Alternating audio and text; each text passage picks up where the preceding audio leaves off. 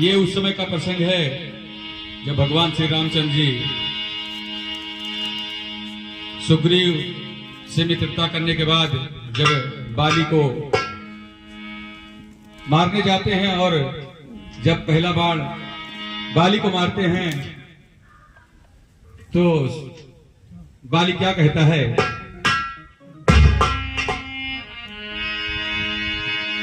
बहु छल बल सुग्रीव करे,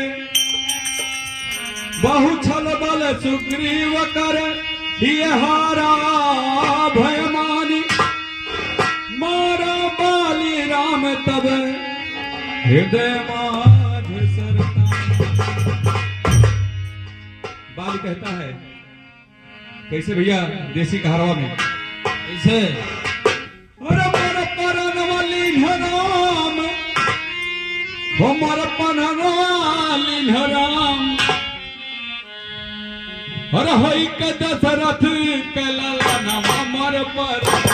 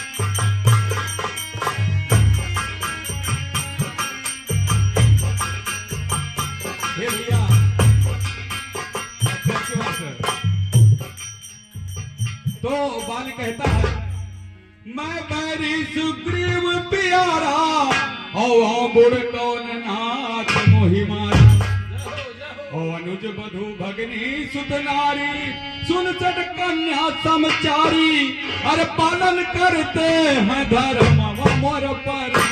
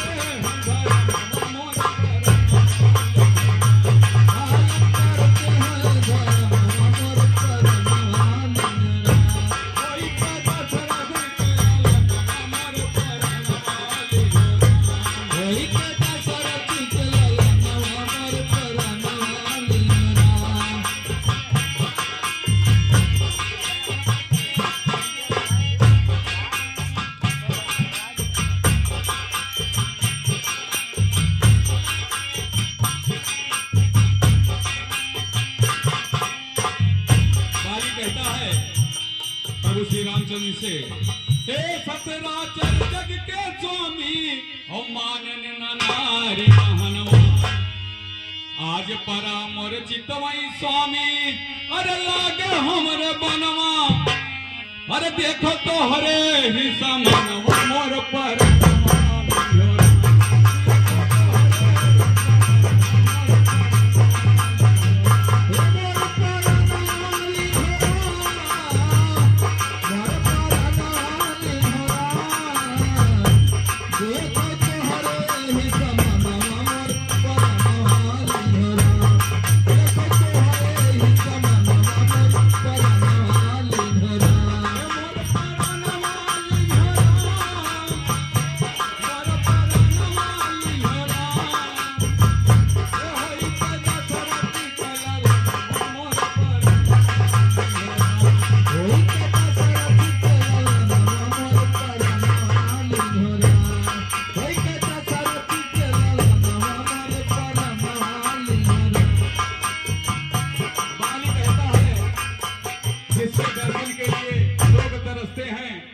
आज स्वयं हमारे सामने और जिनके हाथ से हमारा वध हुआ तो कहता है जन्म जन्म मुनि जतन करो ही और पायो ना दर्शनवा।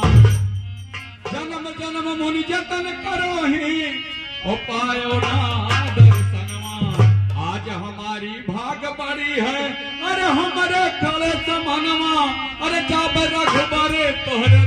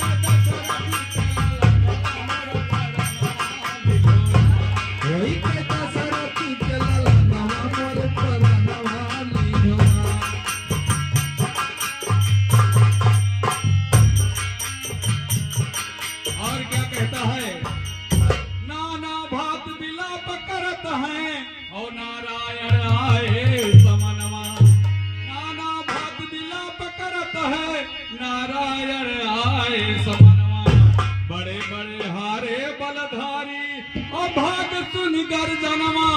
मटिया सोचे हैं बदनवा मोर पर